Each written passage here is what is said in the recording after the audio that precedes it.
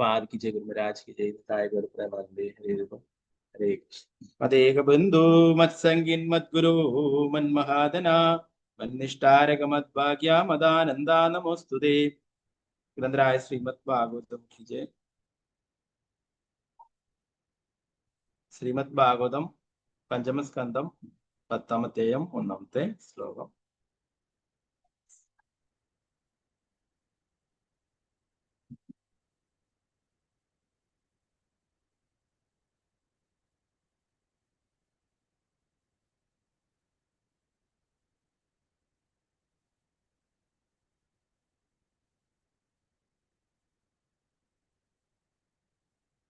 പത്താമത്തെ അധ്യായം ജഡഭരതനും രഘുഗുണ മഹാരാജാവും തമ്മിലുള്ള സംഭാഷണം എന്നുള്ളതാണ്.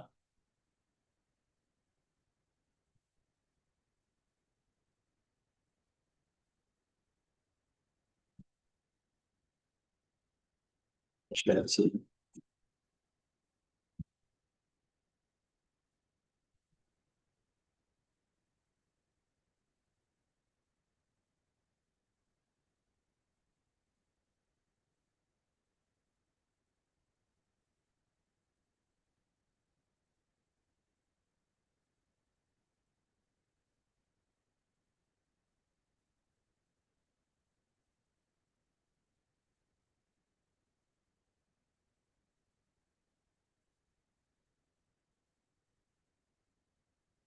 മാതാജി കാണാവോ? സ്ക്രീന് കാണാവോ? മാതാജി ഹരേ കൃഷ്ണ.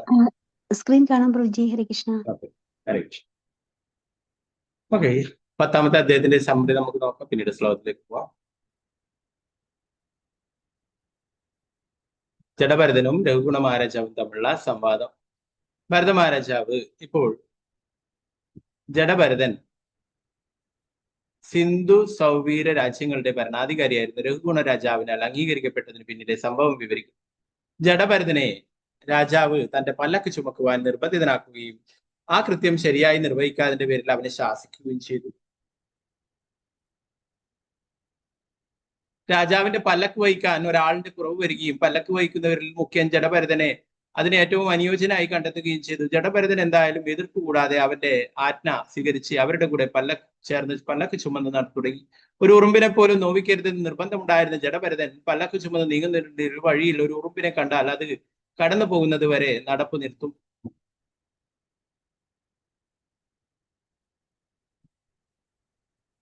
അതുമൂലം അവനെ പല്ലക്ക് ചുമക്കുന്ന മറ്റുള്ളവർക്കൊപ്പം ചുവട് വയ്ക്കുവാൻ കഴിഞ്ഞില്ല. പല്ലക്കിനുള്ളിൽ ഇരുന്നിരുന്ന രാജാവിനെ ഇത് അസ്വസ്ഥനാക്കുകയും അദ്ദേഹം ചീത്ത വാക്കുകൾ ഉപയോഗിച്ച് ജഡഭരതനെ ശാസിക്കുകയും ചെയ്തു. പക്ഷെ ജഡഭരതൻ ശരീരസങ്കല്പങ്ങളിൽ നിന്ന് മുക്തനായിരുന്നതിനാൽ പ്രതിഷേധിക്കാതെ പല്ലക്ക് വഹിച്ച് മറ്റുള്ളവർക്കൊപ്പം മുന്നോട്ട് നീങ്ങി. പക്ഷെ വീണ്ടും മുമ്പത്തേതുപോലെ ആവർത്തിച്ചപ്പോൾ ക്രുദ്ധനായ രാജാവ് അദ്ദേഹത്തെ കഠിനമായി ശിക്ഷിക്കുമെന്ന് താക്കീത് ചെയ്തു. അപ്പോൾ സംസാരിക്കാൻ ആരംഭിച്ച ജഡഭരതൻ രാജാവ് തന്നെ ശാസിച്ചപ്പോൾ ചീത്ത വാക്കുകൾ ഉപയോഗിച്ചതിനെതിരെ ഉപദേശരൂപേണ പ്രതിഷേധിച്ചു. ജഡഭരതന്റെ ഉപദേശം ശ്രവിച്ച രാജാവിന് പൊടുന്നനവേ ജ്ഞാനോദയമുണ്ടായി. യഥാർത്ഥ അവബോധത്തിലേക്ക് വരവേ താൻ മഹാജ്ഞാനിയും സന്യാസിയുമായ ഒരു വ്യക്തിയോട് അപരാധം ചെയ്തുവെന്ന് അവനെ മനസ്സിലായി. ഉടൻ തന്നെ ആത്മാർത്ഥമായ പശ്ചാത്താപത്തോടെ ജഡഭരതനോട് മാപ്പിരുന്ന അദ്ദേഹം ജഡഭരതനെ ഉപദേശിക്കുമ്പോൾ ഉപയോഗിച്ച വാക്കുകളുടെ തത്വശാസ്ത്രപരമായ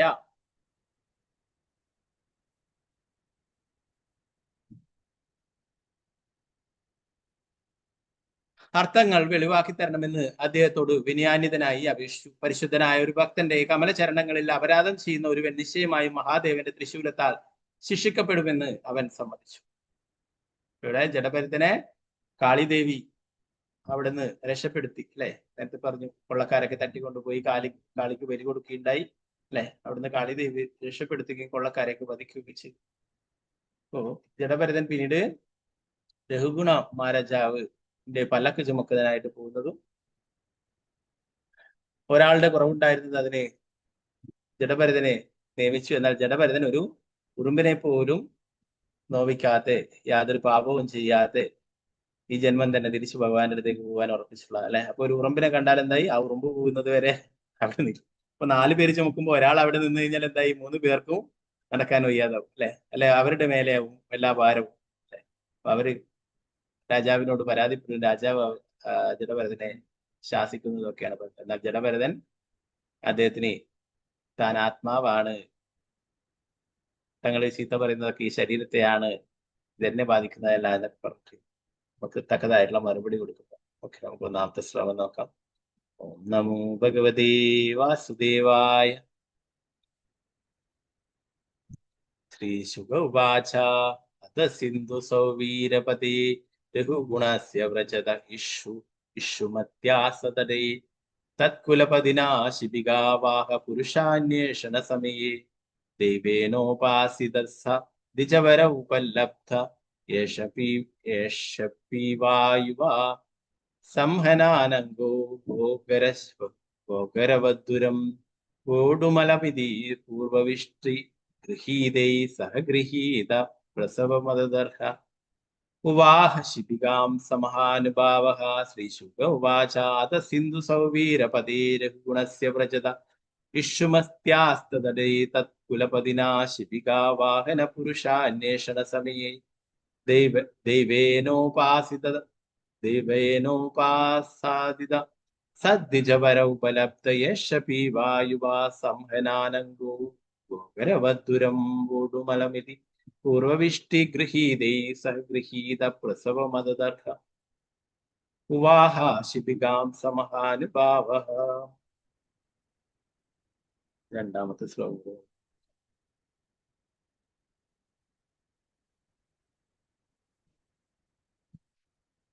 നമോ ഭഗവതേ വാസുദേവായ.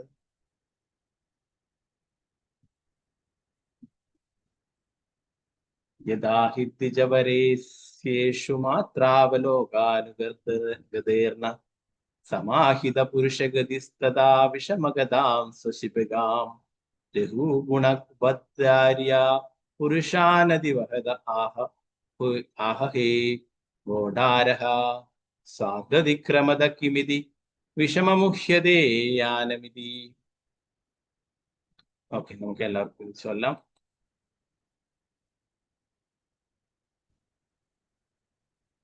ഓം നമോ ഭഗവതേ വാസുദേവായ.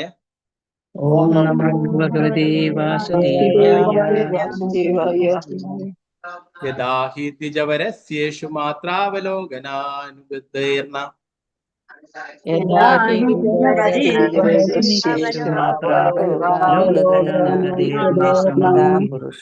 സമാഹിതാ പുരുഷഗതിസ്തദാ വിഷമഗതാം സ്വശിബകാം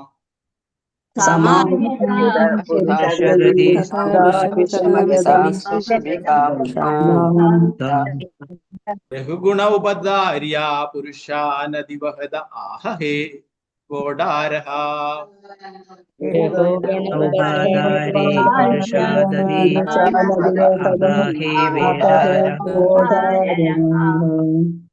താത്വതിക്രമദ കിമിതി വിഷമമുഹ്യതേ യാനമിതി.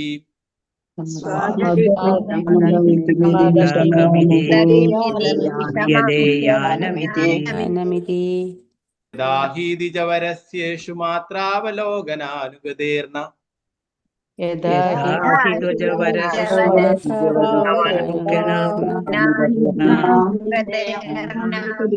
സമാഹിതാ പുരുഷഗതിസ്തദ വിഷമഗതാം സ്വശിബികാം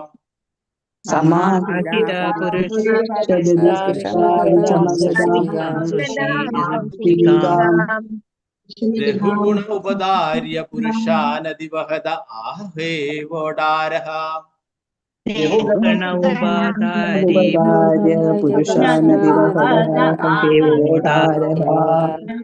താത്വതിക്രമദ കിമിതി വിഷമമുഹ്യതേ യാനമിതി.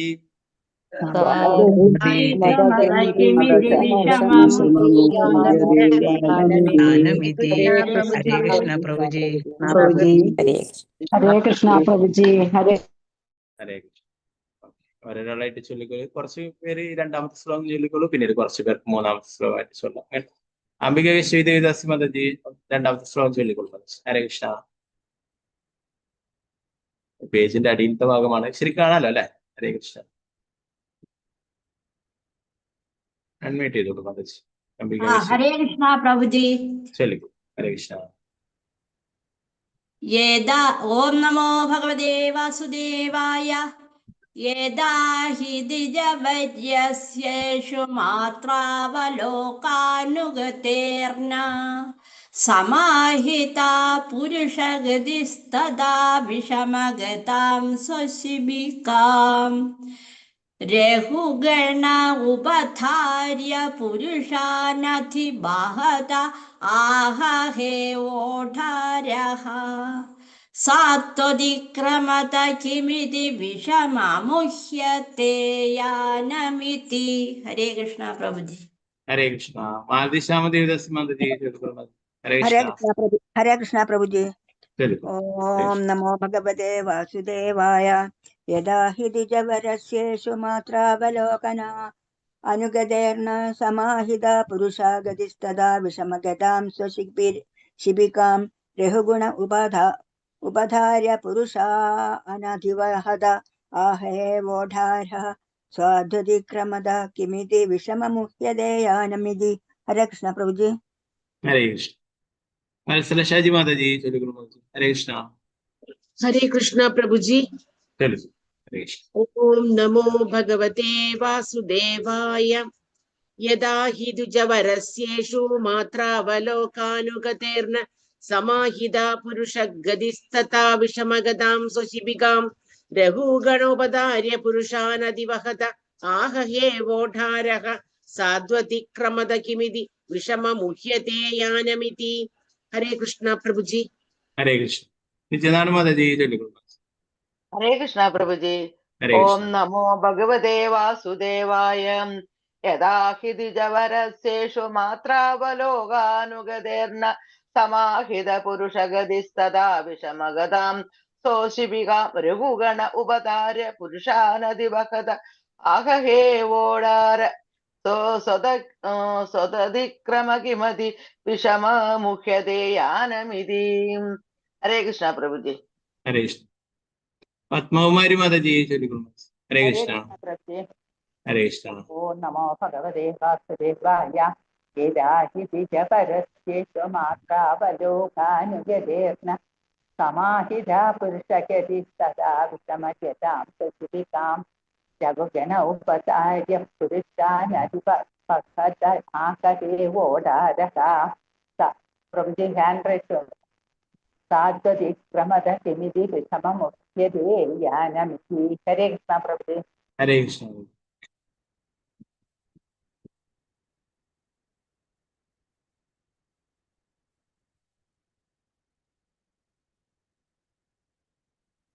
पंकजाक्षी माताजी चलो। हरे कृष्ण। हरे कृष्ण प्रभु जी प्रणाम। प्रणाम सर। ओम नमो भगवते वासुदेवाय। यदा हि ध्वजवरसेषु मात्रावलोकनगतेर्न समाहिता पुरुषगतिस्तदा विषमागतं स्वशीबिकां रघुगण उपाधारी पुरुषानादिवहद अह हे वोडारः स्वाद्वादिक्रमद किमिति विषमामुह्यते यानमिति। हरे कृष्ण प्रभु जी। हरे कृष्ण। सीतारामन माताजी चलो। हरे कृष्ण। हरे कृष्ण प्रभु जी। चलो। हरे कृष्ण। ओम नमो भगवते वासुदेवाय। यदा हि द्विजवरस्येषु मात्रावलोक अनुगतेर् समाहित पुरुषगतिस्तदा विषमगतां स्वशिबिकां रघुगण उपाधार्य पुरुषानादिवहद आह हे वोढर साधितक्रमद किमिद विषममुह्यते यानमिति। हरे कृष्ण प्रभु जी। हरे कृष्ण। रामचंद्र प्रभु। हरे कृष्ण। चलो। हरे कृष्ण। ओम नमो भगवते वासुदेवाय। यदा हि द्विजवरस्वेषु मात्रावलोकानुगतेर्न समाहिता पुरुषगतिस्तदा विषमगतां स्वशिबिकां रघुगण उपधार्य पुरुषानधिवहद आह हे वोढार स्वाध्वतिक्रमद किमिति विषममुह्यते यानमिति। हरे कृष्ण। हरे कृष्ण। रंगमणि माताजी चलो। हरे कृष्ण। हरे कृष्ण प्रभु जी। चलो। ओम नमो भगवते वासुदेवाय। यदा हि യഥാ ഹി ദ്വിജപരസ്യേഷു മാത്രാവലോകാനുഗതേർന സമാഹിതാ പുരുഷഗതിസ്തദാ വിഷമഗതാം സ്വശിബികാം രഘുഗണ ഉപദ്ധാര്യ പുരുഷാനതിവഹത ആഹഹേ വോടാരഹ സ്വതതിക്രമത കിമിതി വിഷമമുഹ്യതേ യാനമിതി. ഹരേ കൃഷ്ണ. ഹരേ കൃഷ്ണ. കുറച്ചു പേർക്ക് ഇനി അടുത്ത ശ്ലോകം എടുക്കുമ്പോൾ മൂന്നാമത്തെ ശ്ലോകം. ഓം നമോ ഭഗവതേ വാസുദേവായ. അതത ഈശ്വര വചഃ സ്വപാലംബമുപാകർണ്യോപായ തുരീയാചങ്കിത മനസ്സസ്തം വിജ്ഞാപയാം ബഭുഃ. അതത ഈശ്വര വചഃ സ്വപാലംബമുപാകർണ്യോപായ തുരീയാചങ്കിത മനസ്സസ്തം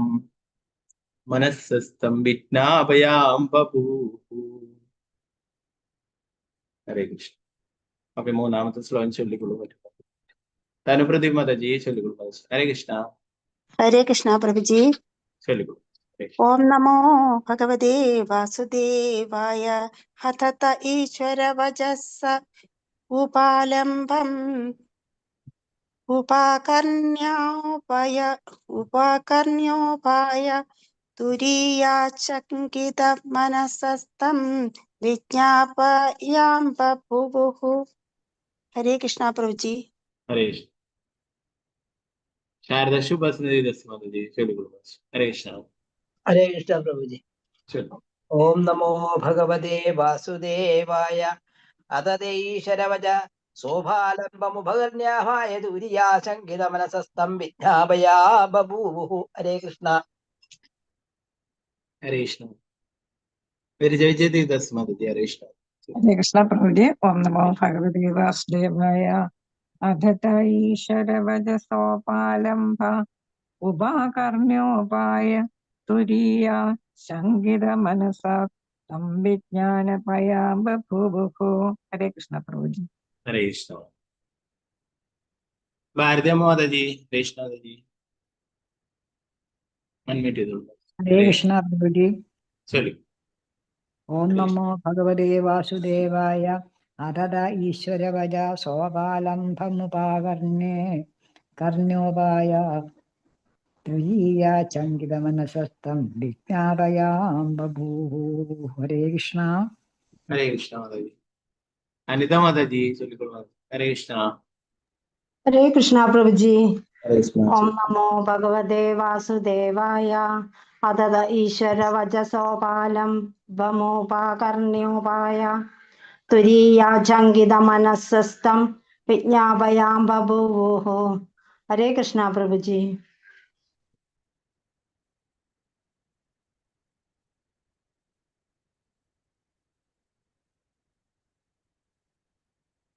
ഹരേ കൃഷ്ണ മാതാജി. ശാരദജി നമ്പൂതിരി മാതാജി ചൊല്ലിക്കൊള്ളു. ഹരേ കൃഷ്ണ. ഹരേ കൃഷ്ണ പ്രഭുജി. ചൊല്ലു. ഓം നമോ ഭഗവതേ വാസുദേവായ. അതത ഈശ്വര വചഃ സോപാലംബമുപാകർണ്യോപായ തുരീയാചങ്കിത മനസ്സസ്തം വിജ്ഞാപയാം ബഭൂഃ. ഹരേ കൃഷ്ണ പ്രഭുജി. ഹരേ കൃഷ്ണ. ഉഷനായർ മാതാജി ചൊല്ലിക്കൊള്ളു. ഹരേ കൃഷ്ണ. ഹരേ കൃഷ്ണ പ്രഭുജി. ഹരേ കൃഷ്ണ. ഓം നമോ ഭഗവതേ വാസുദേവായ. അഥത ഈശ്വരവച സോപാലംബമുപാകർണ്യോപായ തുരീയാചങ്കിത മനസ്സസ്തം വിജ്ഞാപയാം ബഭൂഃ. ഹരേ കൃഷ്ണ പ്രഭുജി. ഹരേ കൃഷ്ണ. വസന്ത മാതാജി. ഹരേ കൃഷ്ണ മാതാജി. ഹരേ കൃഷ്ണ പ്രഭുജി. ചൊല്ലിക്കൊള്ളു. ഓം നമോ ഭഗവതേ വാസുദേവായ. അതത ഈശ്വര വച സോപാലംബമുപാകർണ്യോപായ തുരീയാചങ്കിത മനസ്സസ്തം വിജ്ഞാപയാം ബഭൂഃ. ഹരേ കൃഷ്ണ പ്രഭുജി. ഹരേ കൃഷ്ണ. നിർമ്മല മാതാജി ചൊല്ലിക്കൊള്ളു. ഹരേ ഹരേ കൃഷ്ണ. കൃഷ്ണ പ്രഭുജി. ഹരേ കൃഷ്ണ. ചൊല്ലിക്കൊള്ളു. ഓം നമോ ഭഗവതേ വാസുദേവായ. അതത ഈശ്വര വച സോപാലംബമുപാകർണ്യോപായ തുര്യാശങ്കിതമനസസ്തം വിജ്ഞാപയാം ബഭൂഹു. ഹരേ കൃഷ്ണ പ്രഭുജി. ഹരേ കൃഷ്ണ. മനസ്സിലായ മാതാജി? ഹരേ കൃഷ്ണ പ്രഭുജി.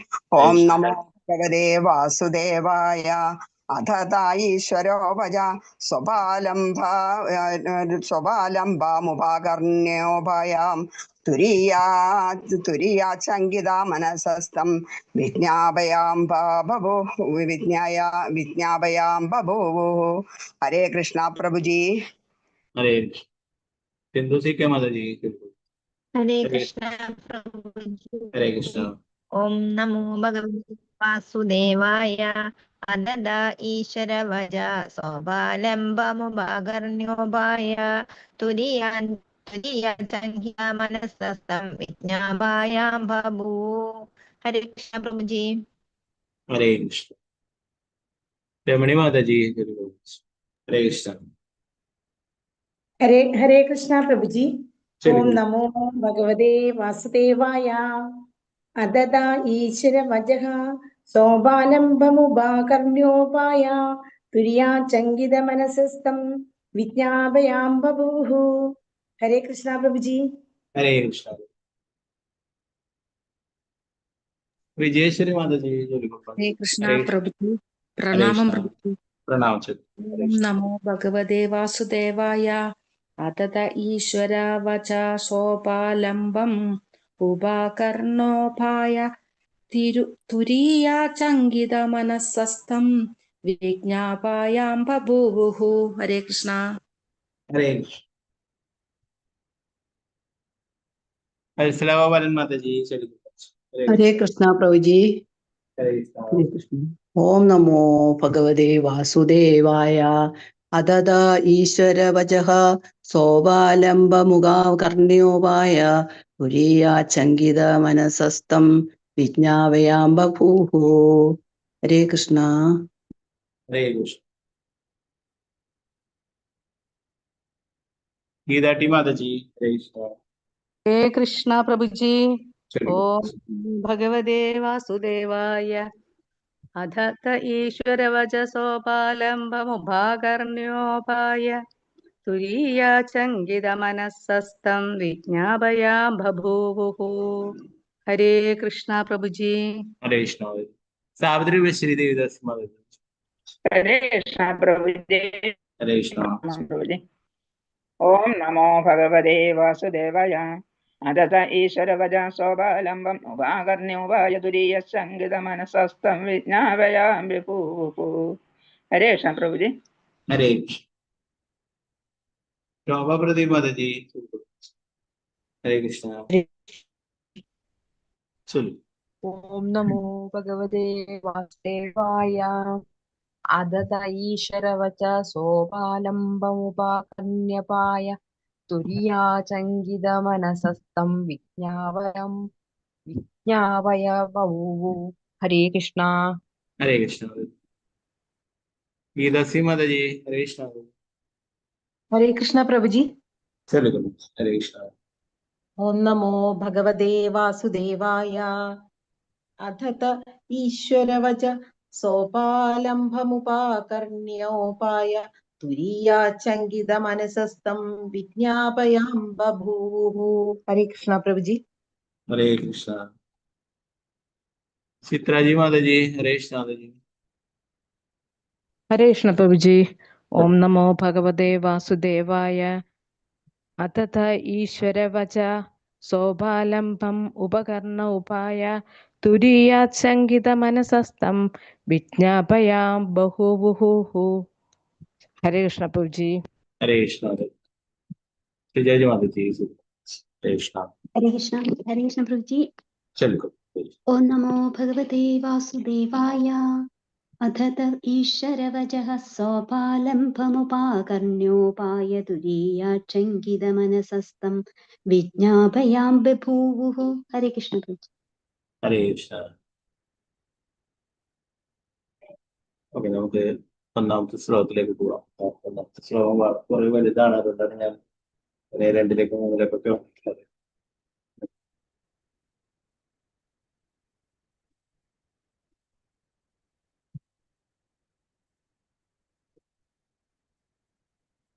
നമോ ഭഗവതേ വാസുദേവായ.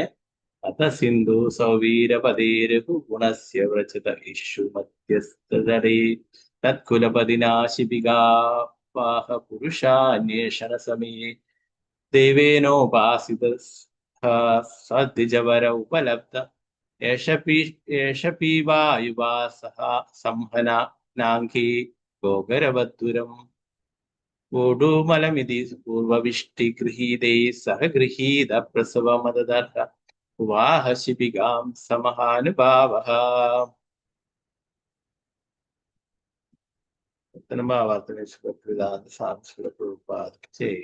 ശിവദേവ ഗോസ്വാമി തുടർന്നു, എന്റെ പ്രിയപ്പെട്ട രാജാവേ, ഇതിനുശേഷം സിന്ധുവെന്നും സൗവീരമെന്നും അറിയപ്പെടുന്ന രാജ്യങ്ങളുടെ ഭരണാധികാരിയായിരുന്ന രഘുഗണ മഹാരാജാവ് കപിലാശ്രമത്തിലേക്ക് പോവുകയായിരുന്നു. ഇഷുമതി നദിയുടെ തീരത്തെത്തിയപ്പോൾ രാജാവിന്റെ പല്ലക്ക് വഹിക്കുന്നവർക്ക് ഒരു വാഹകന്റെ കൂടി ആവശ്യം നേരിട്ടു.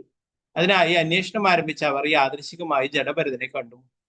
യുവാവും ദൃഢഗാത്രനുമായ ജഡഭരതൻ പശുക്കളെയും കഴുതകളെയും പോലെ ഭാരം വഹിക്കുവാൻ ഏറ്റവും പറ്റിയവനാണെന്ന് പരിഗണിച്ച അവർ മഹാത്മാവായ ജഡഭരതൻ അത്തരം ജോലികൾ നിർവഹിക്കേണ്ടവനല്ലെങ്കിലും അദ്ദേഹത്തെ യാതൊരു മടിയും കൂടാതെ പല്ലക്ക് ചുമക്കുവാൻ നിർബന്ധിതനാക്കി.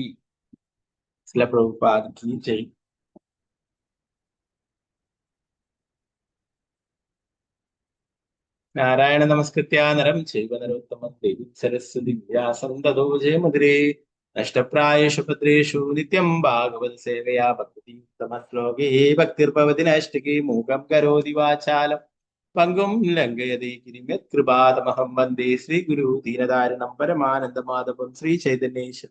നമോ വിഷ്ണുപാദായ കൃഷ്ണപൃഷ്ഠായ ഭൂതലേ ശ്രീമതേ ഭക്തിവേദാന്ത സ്വാമിനിധി നാമിനെ. നമസ്തേ സാരസ്വതേ ദേവേ ഗൗരവാണി പ്രചാരണേ നിർവിശേഷ ശൂന്യവാദി പാശ്ചാത്യ ദേശധാര. ജയ ശ്രീകൃഷ്ണ ചൈതന്യ പ്രഭു നിത്യാനന്ദ ശ്രീ അദ്വൈത ഗദാധര ശ്രീവാസാദി ഗൗരഭക്തവൃന്ദ. ഹരേ കൃഷ്ണ കൃഷ്ണ കൃഷ്ണ ഹരേ ഹരേ, ഹരേ രാമ രാമ രാമ ഹരേ ഹരേ. ഗുരുവേ ഗൗരചന്ദ്രായ രാധികായ ദാലേ കൃഷ്ണായ കൃഷ്ണഭക്തായ തദ്ഭക്തായ. ശ്രീ പ്രഭുപാദ കി ജയ. ഗുരുരാജ് കി നിതായ ഗൗരപ്രേമാനന്ദേ. ഹരേ കൃഷ്ണ. ശിവദേവ ഗോസ്വാമി പരിശുദ്ധ മഹാരാജാവിനോട് പറഞ്ഞു കൊടുക്കുന്നതാണ് രഘുഗണ രാജാവ്. അദ്ദേഹം കപില ആശ്രമത്തിലേക്ക് പോവുകയായിരുന്നു. അപ്പോഴ് പല്ലക്ക് ചുമക്കുന്നവർ ഒരാളുടെ കൂടെ ആവശ്യം ഉണ്ടായി. അവര് നോക്കിയപ്പോൾ ജഡഭരതനെ കണ്ടുമുട്ടുകയുണ്ടായി. നല്ല ആരോഗ്യമുള്ള അദ്ദേഹത്തെ പറയുന്നു, പശുക്കളെയും കഴുതകളെയും പോലെ ഭാരം വഹിക്കുവാൻ ഏറ്റവും പറ്റിയവനാണെന്ന് പരിഗണിച്ചു. നേരത്തെ കാളിക്ക് ബലി കൊടുക്കുവാനായിട്ട് കൊള്ളക്കാരൊക്കെ പിടിച്ചുകൊണ്ടുപോവുകയുണ്ട് അല്ലെ. അപ്പൊ ഈ ലോകത്തിൽ അങ്ങനെ കഴിയുന്നവരെയും ഉപദ്രവിക്കാനായിട്ട് ധാരാളം ആൾക്കാർ ആരോടും ഒന്നും എന്താ പറയാ ഒന്നും ചെയ്യാതെ, ആരോടും ഒന്നും തെറ്റും ചെയ്യാതെ, അല്ലെ ആരുടെയും കാര്യങ്ങളിലൊന്നും ഇടപെടാതെ സ്വന്തം കാര്യങ്ങൾ മാത്രം നോക്കിയിട്ട് സാധുവായിട്ട് കഴിയുമ്പോൾ ഇതാണ് ധാരാളം ആൾക്കാർ അല്ലെ. നേരത്തെ കൊള്ളക്കാർ പിടിച്ചുകൊണ്ട് ഇപ്പോഴെന്താണ് രാജാവിന്റെ ഭടന്മാർ വന്നിട്ട് പിടിച്ചുകൊണ്ടുപോകാനായിട്ട് വന്നിട്ട്. അപ്പോ ഈ ലോകത്തിൽ അങ്ങനെ ജീവിക്കുവാനും പ്രയാസമാണ് അല്ലെ. ഇപ്പോ ആചാര്യന്മാര് പറയും, നമ്മള് കടിക്കണ്ട പാമ്പിനെ പോലെ ചീറ്റണം എന്ന് പറയും. അല്ലെങ്കിൽ എന്താണ്, പാമ്പിനെ അടിച്ചു കൊന്നിട്ട് അല്ലെ. ചീറ്റുന്ന പാമ്പിനെ ആകുമ്പോൾ പേടിച്ചിട്ട് ആൾക്കാർ അടുത്തോട്ട് പോവില്ല, ദൂരെ മാറി നിൽക്കും അല്ലെ. ഇപ്പോ എന്താ പറയാ, വൈഷ്ണവരും അധികം ഇതായി കഴിഞ്ഞാല് അങ്ങനെയാണ്, കൂടുതൽ ദ്രോഹിക്കും അല്ലെ. അപ്പൊ ഇവിടെ ജഡഭരതൻ എന്തുകൊണ്ടാണ് നേരത്തെ അല്ലെ, നേരത്തെ നമ്മൾ സമ്മറി വായിക്കുമ്പോൾ പറഞ്ഞു, ഒരു ഉറുമ്പിനെ പോലും വേദനിപ്പിക്കാതെ ഈ ജന്മം തന്നെ തിരിച്ച് ഭഗവാന്റെ അടുത്തേക്ക് പോകാനാണ്. അതുകൊണ്ട് തന്നെ അദ്ദേഹം നേരത്തെ പറഞ്ഞു ശരീരബോധത്തിന് അപ്പുറത്താണ്, ശരീരബോധത്തിന്റെ അല്ല. അതുകൊണ്ടാണ് അദ്ദേഹത്തെ കാളിദേവിക്ക് കൊടുക്കാൻ പോയിട്ടും അദ്ദേഹത്തിന് യാതൊരു ഭയം ഉണ്ടായിരുന്നില്ല. അപ്പൊ ഇവിടെ പറയുന്നു, കാളയെയും പശുവിനെയും പോലെ കഴുതേനെല്ലാം പോലെ നല്ല ഭാരം വഹിക്കുക, നല്ല ശക്തിയുള്ള ആളാണെന്ന് പറഞ്ഞിട്ട് പിടിച്ചു കൊണ്ടുപോകാനായിട്ട് വന്നു എന്ന് പറയും. മഹാത്മാവായ ജഡഭരതന് അത്തരം ജോലികൾ നിർവഹിക്കേണ്ടവനല്ലെങ്കിലും അദ്ദേഹത്തെ യാതൊരു മടിയും കൂടാതെ പല്ലക്ക് ചുമക്കുവാൻ നിർബന്ധനാക്കി. യഥാർത്ഥത്തിൽ ഇദ്ദേഹം ആരാണ്? ഭരത മഹാരാജാവാണ്. ഭരത മഹാരാജാവിന്റെ ആത്മാവാണ് ഇദ്ദേഹത്തിന്റെ ശരീരത്തിലുള്ളത് അല്ലെ. ഭാരതവർഷം ഭരിച്ചിരുന്നു. നേരത്തെ പറഞ്ഞു ഋഷഭദേവൻ, ഭഗവാന്റെ തന്നെ അവതാരമായിട്ടുള്ള ഋഷഭദേവന്റെ മൂത്തപുത്രനാണ്. അദ്ദേഹത്തിന്റെ ആത്മാവാണ് ഇപ്പൊ ജഡഭരതന്റെ ശരി. ഇതൊന്നും മനസ്സിലാക്കാത്ത വിടിയായിട്ട് ആൾക്കാർ അദ്ദേഹത്തിന്റെ മഹത്വം മനസ്സിലാക്കാട്ടെ അദ്ദേഹത്തെ പലതരത്തിലും ഉപദ്രവിച്ചിരുന്നു. രണ്ടാമത്തെ ശ്ലോകം പറയുന്നത്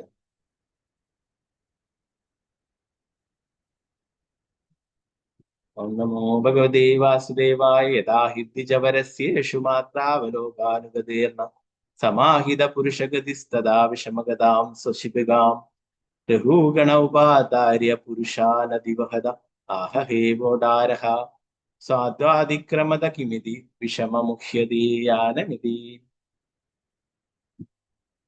ജഡഭരതന്റെ അഹിംസാബോധം നിമിത്തം അദ്ദേഹം വളരെ തെറ്റായാണ് പല്ലക്ക് വഹിച്ചത്. ഓരോ 3 ചുവടും മുന്നോട്ട് വയ്ക്കുമ്പോഴും താൻ ഉറുമ്പിന്റെ മേൽ കാല് വയ്ക്കുന്നുണ്ടോ എന്ന് സൂക്ഷ്മതയോടെ നിരീക്ഷിച്ചുകൊണ്ടാണ് അദ്ദേഹം നടന്നത്. അതിനാൽ മറ്റുള്ളവർക്കൊപ്പം ചുവട് വയ്ക്കുവാൻ അദ്ദേഹത്തിന് കഴിയാതെ വരികയും പല്ലക്ക് കുലുങ്ങുകയും പെട്ടെന്ന് രഘുഗുണ രാജാവ് ചോദിച്ചു, നിങ്ങൾ എന്തുകൊണ്ടാണ് പല്ലക്ക് നേരെ വയ്ക്കാതെ?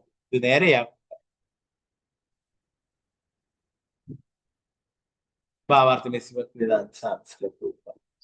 ജഡഭരതൻ പല്ലക്ക് ചുമക്കുവാൻ നിർബന്ധിതനായെങ്കിലും അദ്ദേഹം പാതയിലൂടെ കടന്നുപോയിക്കൊണ്ടിരുന്ന ഉറുമ്പുകളോടുള്ള അനുകമ്പ ഉപേക്ഷിച്ചിരുന്നില്ല. ഒരു ഭക്തൻ ഭഗവാന്റെ ഭക്തിത സേവനവും അനുകൂലമായ കർമ്മങ്ങളും ഏറ്റവും ദുഃഖകരമായ അവസ്ഥയിൽ പോലും വിസ്മരിക്കരുത്.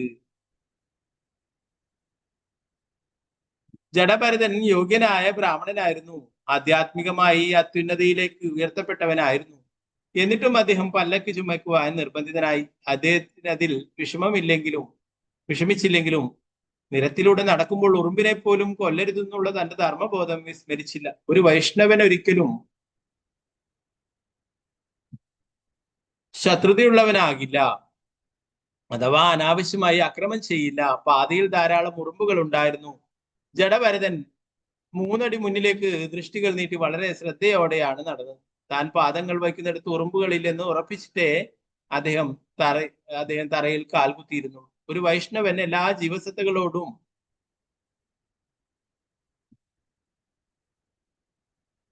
ഹൃദയത്തിൽ കാരുണ്യമുള്ളവനാണ്. കപിലദേവൻ അദ്ദേഹത്തിന്റെ സാംഖ്യയോഗത്തിൽ വിശദീകരിച്ചിരിക്കുന്നു.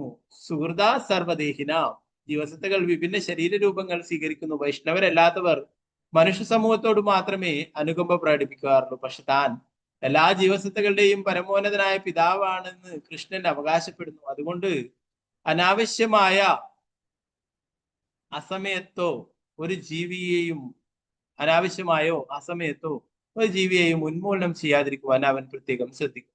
ഓരോ ജീവസത്തയ്ക്കും ഒരു പ്രത്യേക ഭൗതിക ശരീരത്തിൽ ബന്ധിതനായ നിലയിൽ ഒരു നിശ്ചിത കാലയളവ് പൂർത്തിയാക്കേണ്ടതുണ്ട്. ഓരോ പ്രത്യേക ശരീരത്തിനും അനുവദിക്കപ്പെട്ടിട്ടുള്ള ആയുസ് ആ ശരീരത്തിൽ നിന്നും ഉയർത്തപ്പെടുന്നതിനോ മറ്റൊരു ശരീരത്തിൽ പ്രവേശിക്കുന്നതിനോ മുമ്പ് പൂർത്തിയാക്കണം. ഒരു മൃഗത്തെയോ മറ്റേതെങ്കിലും ജീവിയെയോ വധിക്കുന്നത് ഒരു പ്രത്യേക ശരീരത്തിലുള്ള ഒരുവന്റെ തടവ് കാലം പൂർത്തിയാക്കുന്നതിനുള്ള പാതയിൽ പ്രതിബന്ധം സൃഷ്ടിക്കുന്നു.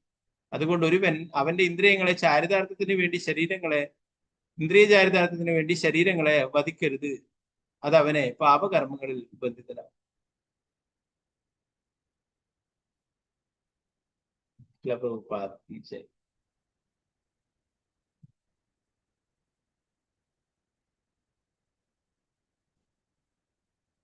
ഇപ്പോ ജഡഭരതനെ കൊണ്ടെന്താ പറയുന്നത്? ജഡഭരതനെ അത്രയും ശ്രദ്ധയോടെയാണ് ഓരോ ചുവടും വെച്ചിരുന്നത് എന്ന് പറഞ്ഞു. കാലെടുത്ത് വെക്കുന്നതിന് മുന്നേ 3 ചുവട് മുന്നോട്ടേക്ക് സൂക്ഷിച്ചു നോക്കിയിട്ട് അവിടെ ഉറുമ്പൊന്നും ഇല്ല, യാതൊരു ചെറിയ ജീവികളും ഇല്ല എന്ന് ഉറപ്പുവരുത്തിയിട്ടേ അടുത്ത ചുവട് വച്ചിരുന്നുള്ളൂ എന്ന്. പ്രതീക്ഷിക്കാതെ ഒക്കെ എന്തെങ്കിലും ഉറുമ്പുകളും മറ്റുള്ള ചെറിയ ജീവികളൊക്കെ ഓടി വരാം അല്ലെ. അപ്പൊ ഇതൊക്കെ നേരത്തെ നല്ല രീതിയിൽ വീക്ഷിച്ചുകൊണ്ടാണ് അദ്ദേഹം നടന്നത്. ഇപ്പൊ 4 പേര് നടക്കുമ്പോഴും 3 പേര് നല്ല സ്പീഡിൽ നടക്കുന്ന ഒരാള് നടക്കാതെ അവിടെ നിന്ന് കഴിഞ്ഞാല് ബുദ്ധിമുട്ടാവും അല്ലെ, ആ ഭാഗം ശരിയും അല്ലെ. ഇപ്പോ പഴയ കാലങ്ങളിലൊക്കെ പല്ലക്കിലൊക്കെയാണ് രാജാവിനെയും മറ്റുള്ള അവരെയൊക്കെ എഴുന്നള്ളിച്ചു കൊണ്ടുപോകും അല്ലെ. അവരൊക്കെ ചുമലിലൊക്കെ എടുത്തു. അപ്പോ ഇവിടെ രാജാവിനെയും അതുപോലെ രാജാവ് ചിലപ്പോഴും സുഖമായിട്ട് ഉറങ്ങുന്നതായിരിക്കും അല്ലെ, പല്ലക്കിലേക്ക് എടുത്തിട്ട് ഉറങ്ങുമൊക്കെ അല്ലെ ഇരുന്നിട്ട്. അപ്പോ അദ്ദേഹത്തിന് അസ്വസ്ഥത അനുഭവപ്പെട്ടു. അദ്ദേഹത്തിന് ദേഷ്യം വരികയുണ്ടായെന്ന് ചോദിച്ചു. അദ്ദേഹം ചോദിക്കുകയുണ്ടായി, നിങ്ങൾ എന്തുകൊണ്ടാണ് പല്ലക്ക് നേരെ വയ്ക്കാതെ നേരെയാക്കുക? ഇപ്പൊ ആരാണ് ഇവിടെ തെറ്റുകാരെ? ജഡഭരതനെയാണ് പറയുക അല്ലെ. മറ്റു 3 പേരും നല്ല രീതിയിൽ ചുമക്കുന്നുണ്ട്. എന്നാല് ജഡഭരതൻ കുറച്ച് പതുക്കെയാണ് പോകുന്നത്. ചിലപ്പോ ചോദിച്ചേക്കാം, ഇത് എങ്ങനെയാണ്, ഇത്രയൊക്കെ വേണോ? ഉറുമ്പിനെ ചവിട്ടി കൊന്നാലും പാപം, എല്ലാ ജീവികളെയും കൊന്നു കഴിഞ്ഞാൽ പാപം. അത് നമ്മൾ ഈ പഞ്ചമസ്കന്ധത്തിലെ അവസാന അധ്യായത്തിൽ പഠിക്കും. 28 തരത്തിലുള്ള നരകങ്ങളും. അപ്പോ അതിൽ ഓരോരോ പാപങ്ങൾ ചെയ്യുന്നതിന് ഓരോരോ നരകത്തിലുള്ള ശിക്ഷയെ കുറിച്ചൊക്കെ പഠിക്കും. അപ്പൊ ഇതിന് ചെറിയ ജീവികളായാലും ഉറുമ്പിനെ ആയാലും കൊതുകിനെ ആയാലും ഇതിനൊക്കെ കൊന്നാലും പാപം.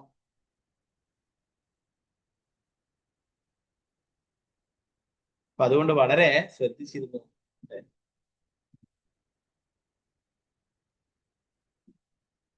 വരുന്നു. ജഡഭരതൻ പല്ലക്ക് ചുമക്കുവാൻ നിർബന്ധനായെങ്കിലും അദ്ദേഹം പാതയിലൂടെ കടന്നുകൊണ്ടിരിക്കുന്ന ഉറുമ്പുകളോടുള്ള അനുഭവം ഉപേക്ഷിച്ചിരുന്നു.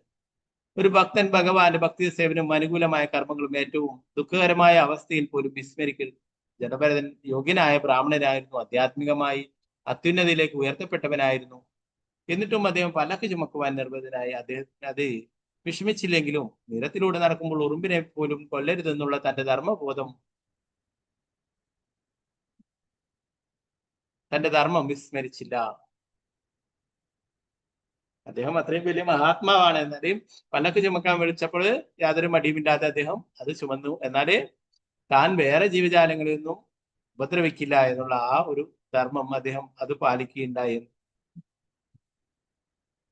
ഒരു വൈഷ്ണവൻ ഒരിക്കലും ശത്രുതയുള്ളവനാകില്ല, അഥവാ അനാവശ്യമായി ആക്രമണം ചെയ്യില്ല. പാതയിൽ ധാരാളം ഉറുമ്പുകൾ ഉണ്ടായിരുന്നു. ജഡഭരതൻ 3 അടി മുന്നിലേക്ക് ദൃഷ്ടികൾ നീട്ടി ശ്രദ്ധയോടെയാണ് നടന്നത്. താൻ പാദങ്ങൾ വയ്ക്കുന്നിടത്ത് ഉറുമ്പുകൾ ഇന്ന് ഉറപ്പിച്ചിട്ട് അദ്ദേഹം തറയിൽ കാൽ കുത്തിയിരുന്നു. അത് പാലിക്കുന്നത് വളരെ പ്രയാസമായിട്ടുള്ള കാര്യമാണ്. ധാരാളം ജീവികളെ നമ്മൾ അറിഞ്ഞോ അറിയാതെയോ ഒക്കെ കൊല്ലുന്നു. എത്രയോ ജീവികളെ, ചെറിയ ചെറിയ ജീവികളെ, ചെറിയ ചെറിയ ബാക്ടീരിയകളും ഇതൊക്കെ നമ്മൾ വേർക്കുമ്പോഴൊക്കെ, വേർപ്പൊക്കെ നമ്മുടെ രോമകൂപത്തിലൊക്കെ ചെറിയ ചെറിയ ബാക്ടീരിയകളൊക്കെ ഉണ്ടാവും. നമ്മൾ വേർക്കുമ്പോഴൊക്കെ തുടക്കുന്നു, അപ്പോഴൊക്കെ ധാരാളം ജീവികളും ചാവുന്നുണ്ട്, നമുക്കറിയില്ല ഇതിനെ. അതുപോലെ തന്നെ നമ്മൾ ചവിട്ടിയിട്ടും മറ്റുമൊക്കെ ധാരാളം അല്ലെ, കൊതുകൊക്കെ അടിക്കുമ്പോൾ ഠക് ഠക് അടിച്ച്, എന്താ പറയാ, കുട്ടികളൊക്കെ ബാറ്റൊക്കെ എടുത്തിട്ട് അല്ലെ അടിച്ച് എല്ലാം പൊട്ടിച്ചിട്ട് കൊല്ലുന്നുണ്ട്. എല്ലാത്തിനും പാവമുണ്ടെന്ന് പറയും.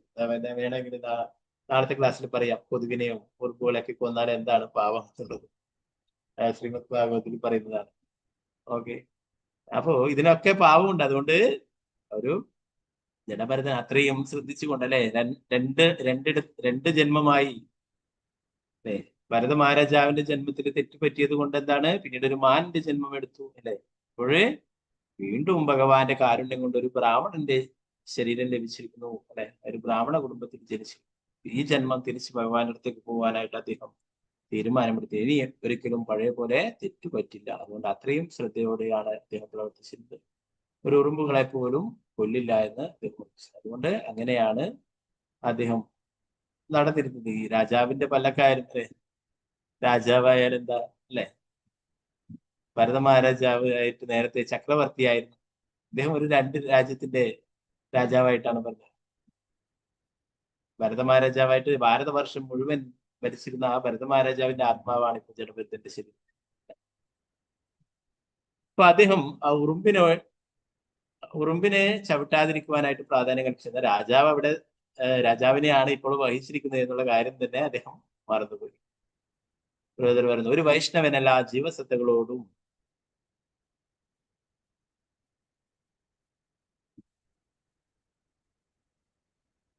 ഹൃദയത്തിൽ കാരുണ്യമുള്ളവനാണ്. കപിലദേവൻ അദ്ദേഹത്തിന്റെ സാഖ്യയോഗത്തിൽ വിശദീകരിക്കുന്നു. സുഹൃദ സർവദേഹിന, ജീവസത്തകൾ വിഭിന്ന ശരീരങ്ങൾ സ്വീകരിക്കുന്നു. വൈഷ്ണവരല്ലാത്തവർ മനുഷ്യ സമൂഹത്തോട് മാത്രമേ അനുകമ്പ പ്രകടിപ്പിക്കാറുള്ളൂ. പക്ഷെ താൻ എല്ലാ ജീവസത്തകളുടെയും പരമോന്നതനായ പിതാവാണ് കൃഷ്ണൻ.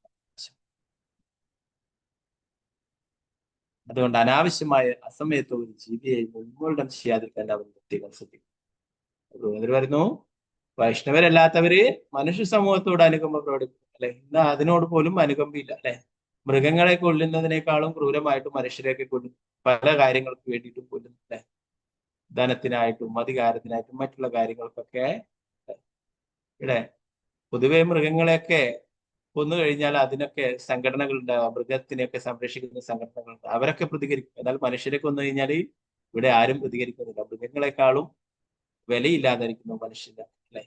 എന്തുകൊണ്ടാണ്? അവരൊന്നും ധർമ്മത്തിന്റെ പാതയിലല്ല, അവരൊക്കെ മറ്റുള്ള അക്രമപാതയിൽ സഞ്ചരിക്കുക. അതുകൊണ്ട് അവർക്ക് എന്താണ് അങ്ങനെയുള്ള മരണങ്ങളും മറ്റും ഒക്കെ ഉണ്ടാവും.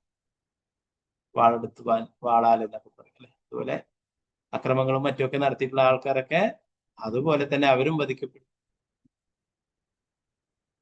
ഇപ്പോ പാപകർമ്മങ്ങൾ ചെയ്യുന്നതിൽ അവർക്കും ശിക്ഷ ലഭിക്കുകയും ചെയ്യും. ഇപ്പോ മനുഷ്യരോടെങ്കിലും കാരുണ്യം കാണിക്കാറുണ്ട്, അനുകമ്പ പ്രകടിപ്പിക്കാറുണ്ട്. എന്നാൽ ഇന്ന് കലിയുഗത്തില് അതുപോലും. പക്ഷേ മറ്റുള്ളവർ, ചില ആൾക്കാർക്ക് എന്താ ഒരു ധാരണയുണ്ട്, പൊതുവെ മനുഷ്യന് മാത്രമേ ആത്മാവൊക്കെ ഉള്ളൂ, മറ്റു മൃഗങ്ങൾക്കൊന്നും ആത്മാവില്ല, അവരുടെ ഹൃദയത്തിലൊന്നും പരമാത്മാവില്ല, മനുഷ്യന്റെ ഹൃദയത്തിൽ മാത്രമേ പരമാത്മല്ല. അല്ലെ? ഭഗവാൻ പറയുന്നു, അല്ലെ? എല്ലാവരുടെ ഹൃദയത്തിലും ഭഗവാൻ പരമാത്മാവാണ്. എല്ലാവരും ഭഗവാന്റെ അംശമാണെന്ന് പറയും. അപ്പൊ അതുകൊണ്ട് ഒരു ജീവിയെയും നമുക്ക് അനാവശ്യമായിട്ട് വധിക്കുവാനായിട്ട് അവകാശമില്ല. ആർക്കും ആരുടെ ജീവൻ എടുക്കാനായിട്ട് നമുക്ക് അധികാരമില്ല. എല്ലാവരുടെ ഹൃദയത്തിലും പരമാത്മാവായിട്ട് ഭഗവാൻ.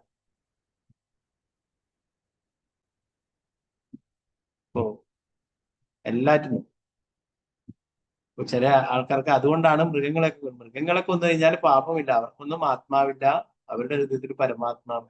അവർക്കൊക്കെ ആത്മാവുണ്ട്, അല്ലെ? ഓരോ ശരീരത്തിനും ഇത്ര കാലം എന്നുള്ള കാലയളവുണ്ടാവും, അല്ലെ? അപ്പൊ ആ കാലയളവ് പൂർത്തിയാക്കാതെ അതിനെ കൊല്ലുമ്പോൾ അത് വീണ്ടും ആ ശരീരം തന്നെ സ്വീകരിച്ച് അതിന്റെ ആ കർമ്മം പൂർത്തിയാക്കേണ്ടതായിട്ട് വീണ്ടും അത് പിന്നെയും വൈകിട്ടും. അപ്പൊ അതിന് കാരണം ആരാണ്? അദ്ദേഹത്തിന് അതിന്റെ ശിക്ഷ തീർച്ചയായിട്ടും. ഭഗവാൻ പറയുന്നു, അഹം ബീജപ്രതാപ്, എല്ലാവരുടെയും പിതാവ് ഞാനാണ്, പിതാവായിട്ടുള്ള പിതാവ്. അപ്പൊ എല്ലാവരും ഭഗവാന്റെ മക്കളാണ്. എല്ലാവരുടെയും പിതാവ്, സംരക്ഷകൻ ഭഗവാനാണ്. ഓരോ ജീവസത്തേക്കും ഒരു പ്രത്യേക ഭൗതിക ശരീരത്തിൽ ബന്ധിതനായ നിലയിൽ ഒരു നിശ്ചിത കാലയളവ് പൂർത്തിയാക്കുന്നു. ഓരോ പ്രത്യേക ശരീരത്തിനും അനുവദിക്കപ്പെട്ടുള്ള ആയുസ് ആ ശരീരത്തിൽ നിന്നും ഉയർത്തപ്പെടുന്നതിനോ മറ്റൊരു ശരീരത്തിൽ പ്രവേശിക്കുന്നതിനോ മുമ്പ് പൂർത്തിയാക്കണം. ഒരു മൃഗത്തെ മറ്റേതെങ്കിലും ജീവിയെയോ വധിക്കുന്ന ഒരു പ്രത്യേക ശരീരത്തിലുള്ള അവന്റെ തടവ് കാലം പൂർത്തിയാക്കുന്നതിനുള്ള പാതയിൽ പ്രതിബദ്ധം സൃഷ്ടിക്കുന്നു. അതുകൊണ്ട് ഒരുവൻ അവന്റെ ഇന്ദ്രിയങ്ങളുടെ ചാരിതാർത്ഥ്യത്തിനു വേണ്ടി ശരീരങ്ങളെ വധിക്കരുത്, അത് അവനെ പാപകർമ്മങ്ങളിൽ ബന്ധിതനാണ്. ഒരു മൃഗത്തിന് ജന്മം ഇത്ര കാലം, അതിന് കാലയളവ് ആ ശരീരത്തിലുണ്ട്. അതിനുശേഷം വേറൊരു ശരീരം, ഉദാഹരണമായിട്ട് പറഞ്ഞാൽ ഇപ്പൊ പശുവിന്റെ ഒക്കെ ശരീരം എന്ന് പറയുന്നത് അത് അവസാനത്തെ, മൃഗങ്ങളുടെ വെച്ചിട്ട് അവസാനത്തെ ജന്മമാണെന്ന് പറയും. അത് കഴിഞ്ഞാൽ ആ പശുവിന് മനുഷ്യന്റെ ശരീരം ലഭിക്കുമെന്ന്. അപ്പൊ അത് പൂർത്തിയാക്കാൻ വിടാതെ ഒരു പശുവിനെ വധിക്കുകയാണെങ്കിൽ എന്താണ്? അതിന്റെ ആ ഒരു കാലയളവിനെ തടസ്സപ്പെടുത്തുകയാണ് ചെയ്തത്. വീണ്ടും ആ ആത്മാവ് പശുവിന്റെ ശരീരം സ്വീകരിച്ച് വീണ്ടും ബാക്കിയുള്ള കാലം കൂടി കഴിയേണ്ടതായിട്ട് പോകും. അല്ല, അതിനെ വധിച്ചില്ലെങ്കിൽ എന്താണ്? ആ ഒരു കാലയളവ് പൂർത്തിയാക്കും അതിനെ മനുഷ്യന്റെ ശരീരം ലഭിക്കുകയും ചെയ്യും. അപ്പൊ അതിനെ പ്രതിബന്ധം സൃഷ്ടിക്കുന്നു, അതിനെ തടസ്സപ്പെടുത്തുന്നു. അതുകൊണ്ട് തന്നെ തീർച്ചയായിട്ടും ശിക്ഷ ലഭിക്കും. ഇപ്പൊ മൃഗങ്ങളെയൊക്കെ കൊല്ലുന്നവരെ കുറിച്ച് പറയുന്നു, മൃഗത്തിന്റെ ശരീരത്തിൽ എത്ര രോമങ്ങളുണ്ടോ അത്രയും കാലം നരകങ്ങളിൽ കിടന്നിട്ട് അതിന്റെ ശിക്ഷകൾ അനുഭവിക്കേണ്ടതായിട്ട് വരും. എത്ര അതിന്റെ ശരീരത്തിൽ എത്ര രോമങ്ങൾ ഉണ്ടെന്ന് എണ്ണാൻ സാധിക്കില്ല, അല്ലെ? അത്രയും കാലം നരകീയ ലോകങ്ങളിൽ പോയിട്ട് ശിക്ഷ അനുഭവിക്കേണ്ടതായിട്ട്. ഇതൊന്നും എന്താ പറയുക, വെറുതെ പറയുന്നതല്ല. ഇതൊക്കെ എന്താ പറയാ, ശാസ്ത്രങ്ങളുടെ അടിസ്ഥാനമുണ്ട്. ശ്രീമദ് ഭാഗവതം നമ്മൾ അവസാനം ഡീറ്റെയിൽ ആയിട്ട് പഠിക്കും. ഓരോ പാപകർമ്മങ്ങൾക്കും ഓരോ തരത്തിലുള്ള ശിക്ഷകൾ. അപ്പൊ അതൊക്കെ കേട്ടാൽ തന്നെ ഈ പാപങ്ങളൊന്നും ചെയ്യാനായിട്ട് തോന്നില്ല. അത്രയും കഠിനമായിട്ടുള്ള ശിക്ഷകളാണ് ഓരോ പാപകർമ്മങ്ങൾ ചെയ്യുമ്പോഴും ലഭിക്കുമായിരുന്നത്. 26-ാമത്തെ ചാപ്റ്റർ. അതില് പറയുന്നു, നരകീയ ലോകങ്ങളുടെ വർണ്ണന പറയുന്നു.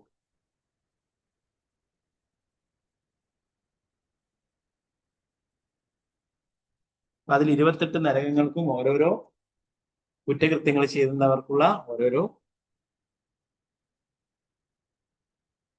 ശിക്ഷ അനുഭവിക്കുവാനായിട്ടുള്ള, ഇവിടെ കോടതിയിലൊക്കെ ഓരോരോ കുറ്റം ചെയ്യുന്നവർക്ക് ഓരോ തരത്തിലുള്ള ശിക്ഷ ലഭിക്കും. അല്ലെ, കൊലക്കുറ്റമൊക്കെ ചെയ്യുന്ന ജീവപര്യന്തം, അല്ലെ, അല്ല വേറെ ചെറിയ ചെറിയ കുറ്റകൃത്യങ്ങൾക്ക് ചെറിയ ചെറിയ ശിക്ഷ. അതുപോലെ തന്നെ ശ്രീമദ് ഭാഗവതം ശാസ്ത്രങ്ങളിലും ഇങ്ങനെ പറഞ്ഞിരിക്കുന്നു, ഓരോ പാപകർമ്മങ്ങൾ ചെയ്യുന്നതിനും ഇന്ന ശിക്ഷയാണ്. തീർച്ചയായിട്ടും ഇത് അനുഭവിക്കേണ്ടതായിട്ട് തന്നെ. അപ്പോ അതുകൊണ്ട് തന്നെ വൈഷ്ണവര് കൂടുതൽ കുറ്റകൃത്യങ്ങളൊന്നും ചെയ്യാത്ത, തെറ്റുകളൊന്നും ചെയ്യാത്ത, മറ്റു മൃഗങ്ങളൊന്നും ദ്രോഹിക്കാതെ ജീവിക്കുന്നു. 3-ാമത്തെ ശ്ലോകം. ഓം നമോ ഭഗവതേ വാസുദേവായ അതതൈശ്വര വചഃ സ്വപാലംബമുപാകർണ്യോപായ തുരീയാഞ്ചകിതമനസ്സസ്തം വിജ്ഞാപയാംബുഭുഃ. പല്ലക്ക് ചുമന്നവർ രഘുഗണ മഹാരാജാവിനെ ഭീഷണിപ്പെടുത്തുന്ന വാക്കുകൾ കേട്ട് രാജാവ് ശിക്ഷിക്കുമെന്ന ഭയത്തോടെ താഴെ പറയും പോലെ അദ്ദേഹത്തോട് സംസാരിച്ചു തുടങ്ങി.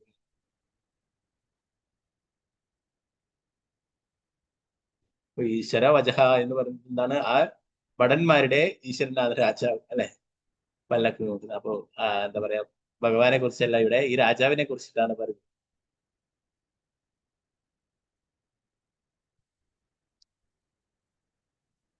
ഭാവാർത്ഥം. രാഷ്ട്രീയ ശാസ്ത്രപ്രകാരം ഒരു രാജാവ് തന്റെ കീഴിലുള്ളവരെ ചിലപ്പോൾ സാന്ത്വനിപ്പിക്കുകയും ചിലപ്പോൾ ശകാരിക്കുകയും ചിലപ്പോൾ നിന്ദിക്കുകയും ചിലപ്പോൾ അഭിനന്ദിക്കുകയും ചെയ്യും. ഈ രീതിയിൽ രാജാവ് അവന്റെ കീഴിലുള്ളവരെ ഭരിക്കും. രാജാവ് കോപത്തിലാണെന്നും തങ്ങളെ ശിക്ഷിക്കുമെന്നും പല്ലക്ക് വഹിക്കുന്നവർക്ക് മനസ്സിലാക്കാൻ കഴിഞ്ഞിരുന്നു. രാജാവ് എന്ത് വേണമെങ്കിലും ചെയ്യും, അല്ലെ, എന്ത് ചെയ്യാനുള്ള അധികാരവും രാജാവുണ്ട്. ചിലപ്പോൾ ശിക്ഷിക്കും, ചിലപ്പോൾ സമ്മാനങ്ങൾ നൽകും, അല്ലെ. അപ്പോ അതുകൊണ്ട് ഇപ്പോഴ് കോപത്തിലാണുള്ളത്. എന്താണ്? രാജാവിന് അസ്വസ്ഥത അനുഭവപ്പെട്ടു. പല്ലക്ക് ശരിയായ രീതിയിൽ പിടിക്കാതിരുന്നാൽ എന്താണ്? അതിലിരിക്കുന്ന ആള് തിരിഞ്ഞു മറിഞ്ഞൊക്കെ വീഴും, അല്ലെ. അപ്പോൾ കോപം ഉണ്ടായെന്ന് പറയും.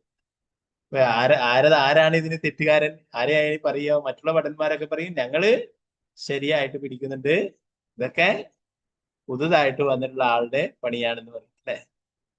അടുത്ത ശ്ലോകത്തിൽ പറയുന്നത്, അല്ലയോ പ്രഭു, ഞങ്ങളുടെ കൃത്യനിർവഹണത്തിൽ അവഗണന കാട്ടുന്നില്ല. ദയവായി ശ്രദ്ധിച്ചാലും ഞങ്ങൾ അങ്ങയുടെ ഇച്ഛയ്ക്കനുസരിച്ച് വിശ്വസ്തയോടെ ഈ പല്ലക്ക് വഹിക്കുന്നുണ്ട്. പക്ഷെ ഇപ്പോൾ ഞങ്ങളുടെ കൂടെ ജോലിക്ക് ചേർന്നിട്ടുള്ള ഈ മനുഷ്യനെ ഞങ്ങൾക്കൊപ്പം വേഗം നടക്കാൻ കഴിയുന്നില്ല. അതുകൊണ്ട് ഇവന്റെ കൂടെ ആ പല്ലക്ക് വഹിക്കാൻ ഞങ്ങൾക്ക് ആവുന്നില്ല. ആ ഭാഗങ്ങൾ നമുക്ക് നാളത്തെ ക്ലാസ്സിൽ നോക്കാം. പിന്നെ രാജാവ് എന്താ പറയാ, ജഡഭരതനെ അപഹസിച്ചുകൊണ്ട് സംസാരിക്കുന്നതൊക്കെയാണ്.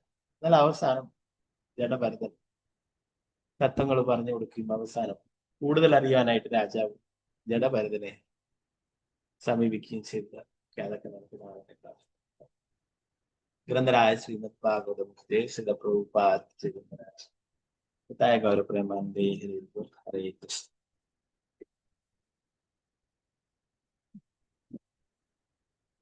പിന്നടുത്ത ഭാഗങ്ങൾ എന്തെങ്കിലും സംശയങ്ങൾ ഉണ്ടെങ്കിൽ ക്ലാസ്സിൽ ചുറ്റാം. വാശകൽപതരൂപശ കൃപാസിന്ധുഭ്യവശ പതിദാനം ഭാഗങ്ങൾക്ക് വൈഷ്ണവേഭ്യോ നമഃ. അനന്തകോടി വൈഷ്ണവ ഹരേ Krishna.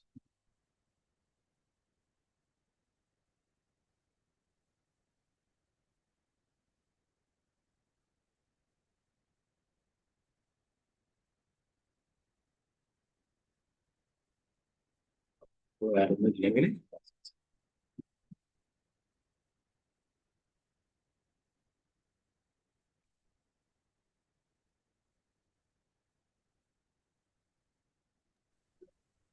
Hare Krishna. Thank you, Prabhuji. Hare Krishna. ഹരേ കൃഷ്ണ. ഹരേ കൃഷ്ണ ഹരേ പ്രഭുജി. കൃഷ്ണ പ്രഭു. ഹരേ കൃഷ്ണ എങ്ങനെയാണ്? പ്രഭു. ഹരേ കൃഷ്ണ പ്രഭുജി.